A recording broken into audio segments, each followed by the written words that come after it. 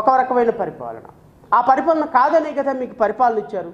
ఇప్పుడు ఈ విధంగా మీరు ప్రభుత్వ వైఎస్ఆర్సీపీ యొక్క పార్టీ ఆఫీసుల్ని కూల్చటం మొదలు పెడితే, వైఎస్ఆర్ కాంగ్రెస్ పార్టీ కార్యకర్తల్ని వేటాడి చంపటం మొదలు పెడితే, వైఎస్ఆర్ కాంగ్రెస్ పార్టీ యొక్క నాయకుల్ని అరెస్టులు చేయాలి, ఐపీఎస్లను అరెస్ట్ చేయాలి, ఐఏఎస్లను అరెస్ట్ చేయాలి, సెక్యూరిటీ అక్కడ వాళ్ళకి సహకరించిన తహసీల్దార్ని, కలెక్టర్లని, ఆర్డీఓల్ని, డిఎస్పీలని, సిఐల్ని, ఎస్ఐల్ని అందరినీ పనిష్మెంట్లోకి వేయాలి అంటే ఈ రాష్ట్రంలో ఎవరైనా పనిచేయగలుగుతారా?